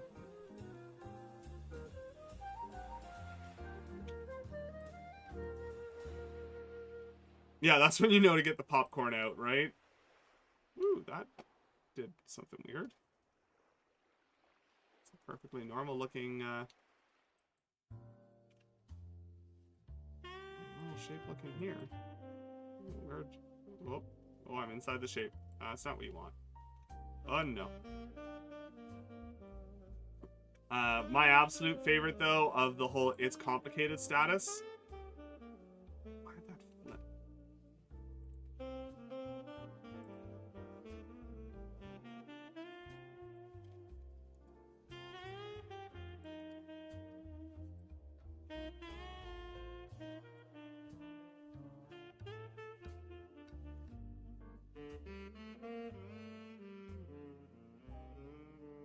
Sure. My favorite of Facebook land drama like that, though, was always when it's like, has updated the relationship status to it's complicated, and then the other person's like, what? Like, it's the first time they're hearing about it as well, and it's like, ooh, you guys have a conversation coming. I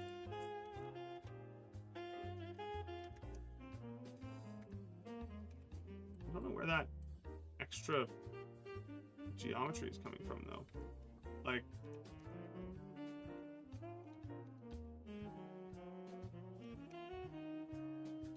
this vertex, for some reason, is generating an extra little thing. I don't want to talk about it!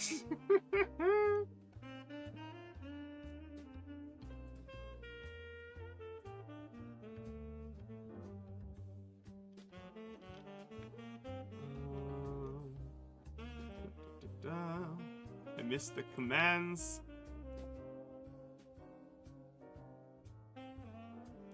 Yeah, that's the only problem with this new text box is like shoutouts and commands just don't pop up at all. So we got something weird going on. I don't hate the way it looks. It's just not what it's supposed to be doing.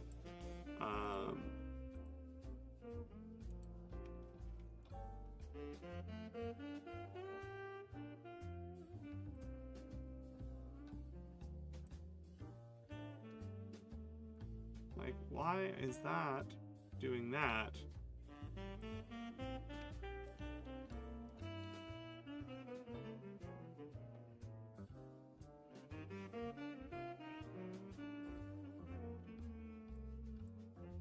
That I don't understand. Whoa.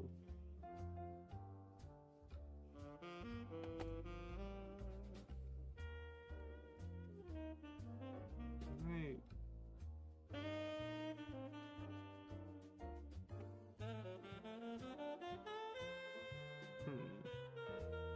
Some errant geometry there, but honestly, I don't hate the way it looks, so I think I'm just going to leave it. I think it actually ends up looking slightly nicer than it probably would have otherwise.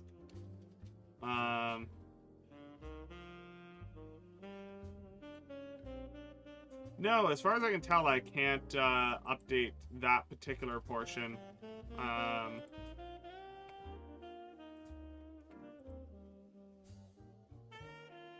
Oh no, there is a showbot activity. Okay, never mind. There is a showbot activity. Apparently that was a checkbox that's default off. Interesting. Okay, fair enough. Alright, let's flip back into here. Let's grab these guys.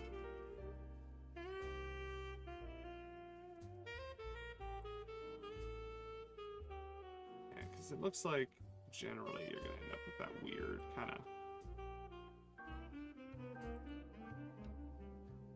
Also hide the back side of the mesh, make it easier to only edit the front. Can't imagine why. You know, sometimes people make weird choices. What can I say?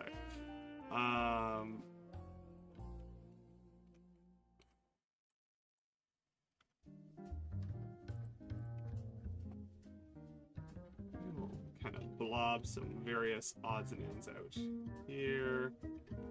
Let's move. You move up a bit. Spot that didn't get quite as well covered. Then we can grab like this spot here, pop that down.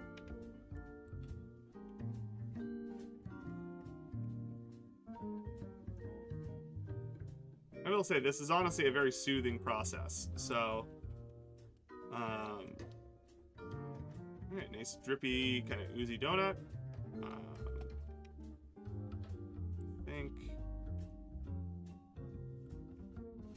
I think I'm honestly happy with that.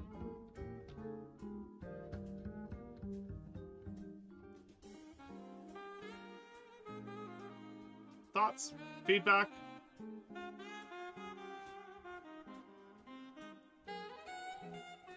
I don't mind that. Oh, hey, bud. What's going on? What's going on, bud? Are you upset that nobody's redeemed Toby today? Are you upset nobody's redeemed Toby? Are you upset I haven't given you any more treats?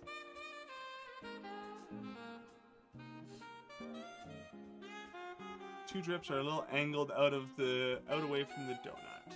Let's go take a look. Oh yeah, I see they're on a weird angle rather than kind of being down. Sir. Hey, bud. Okay, fine. Up. Hi. Hello.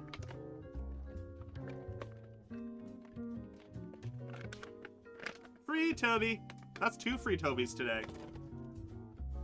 Hey, bud.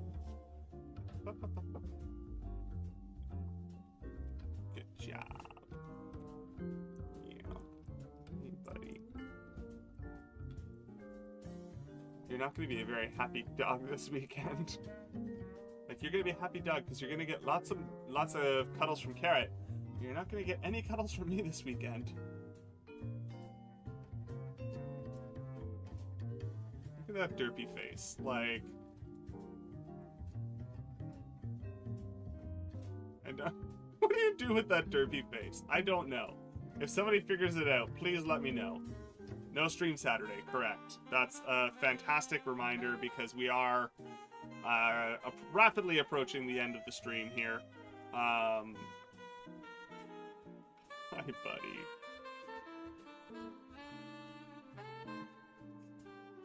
Hi.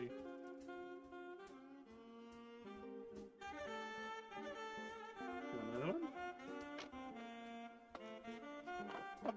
Come on back up here. Here, we'll give you all a different angle today.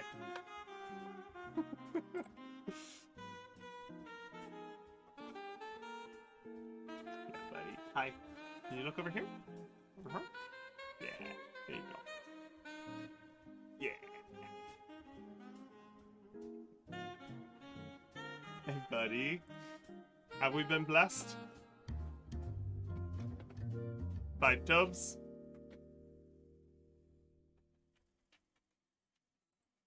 Alrighty.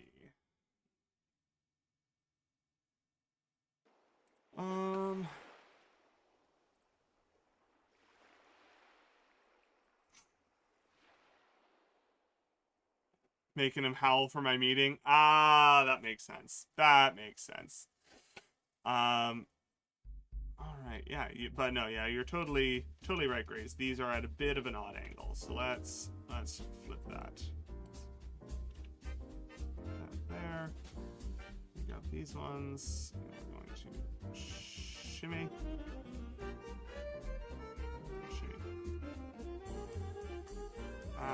Got a little bit too pointy, so let's make that a little bit rounder.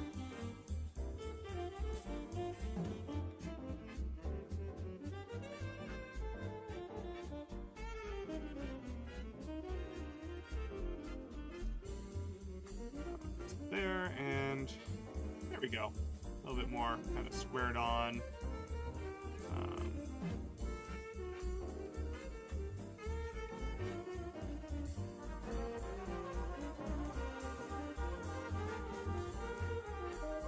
There we go. Oh, cam change, please. Thank you. Rather than staring at my forehead, I appreciate the, thank you. Sorry about that. Let's just see. Where are we as far as...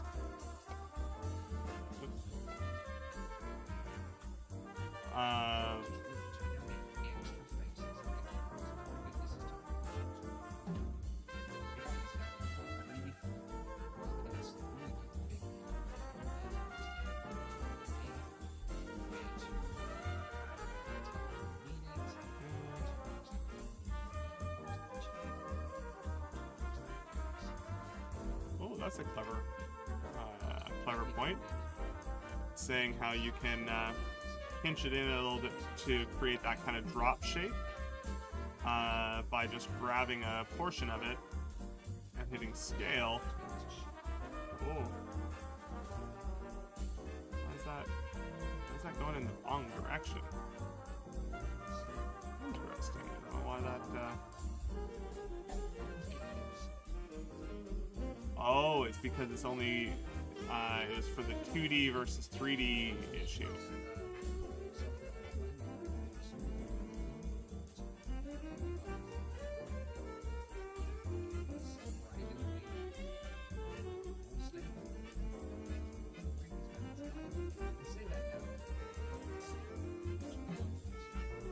There we go. There, those look nicer. I like that.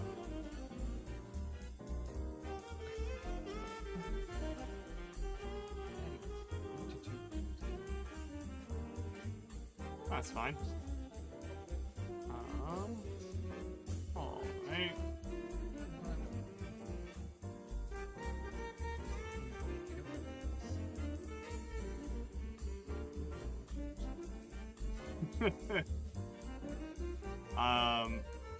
All right. So I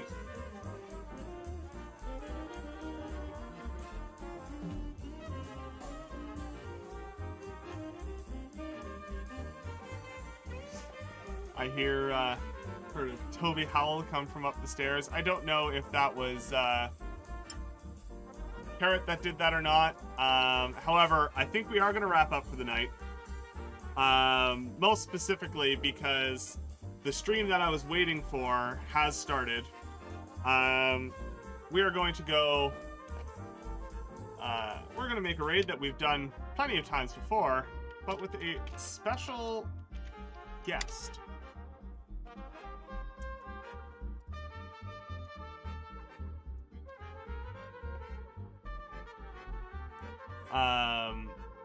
Yeah, so there is a pseudo, took me long enough. I was waiting for Cause to go live and for them to actually start. Come on. I I knew about this trip months ago. Come on, man. Pseudo, raid Cosmoverse, right? Alright. Thank everybody for being here. Thank you for tolerating the very weird microphone issues we had. We are not here this Saturday. I am out of town. There is a small chance, if I have a lot of energy, that I might maybe stream Sunday. We'll see. No promises. I'll make an announcement if I do decide to do so. Otherwise, let's go say hi to some friends. Thank you for joining me on another Learning Thursday.